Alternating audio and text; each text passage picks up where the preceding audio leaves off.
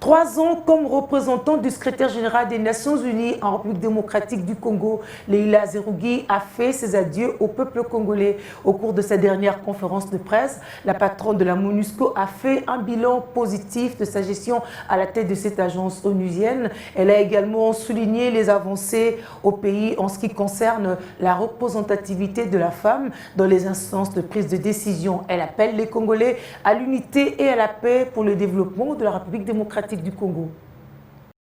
J'aurai toujours le Congo dans mon cœur. Des mots d'adieu de Leïla Zerougui à la presse et à tout le peuple congolais. La chef de la MONUSCO, arrivée au terme de son mandat de 3 ans RDC, s'est félicitée des progrès réalisés dans les domaines politiques et sécuritaires, même si des efforts doivent se poursuivre pour faire avancer la paix. Leïla Zerougui a souligné les prouesses des FARDC dans la conquête des zones jadis occupées par les groupes armés. Elle a appelé les Congolais à garder espoir car le Congo n'est pas un pays défaillant. Il a beaucoup de moyens pour s'en sortir. Mais quand je pense à quand j'étais arrivée en 2008 et quand je pense à quand la mission a commencé et dans quel état était le Congo, et je vois aujourd'hui que même si le conflit persiste, il est quand même contenu dans 3 provinces, et pas les plus grandes du pays, 3 provinces de l'Est. Les raisons, on les connaît et il faut continuer à travailler. Mais je pars du principe que la RDC, qui était divisée, coupée en 4, qui était 9 armées étrangères se battaient ici, qui n'avait même pas organisé une élection depuis l'indépendance, et puis l'évolution qui a eu lieu avec les hauts et les bas.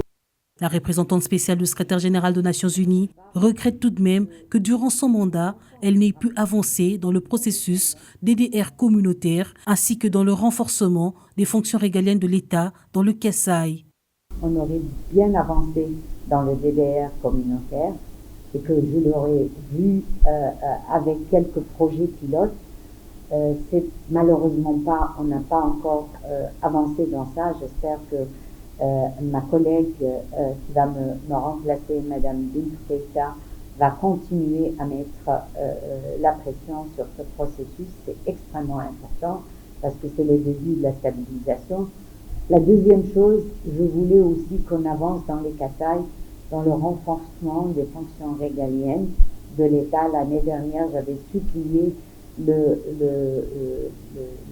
la 5e commission pour ne pas couper de poste, pour nous donner plus de moyens, police, justice et administration pénitentiaire, appui à l'administration locale, pour permettre la réconciliation communautaire et lancer les projets de développement.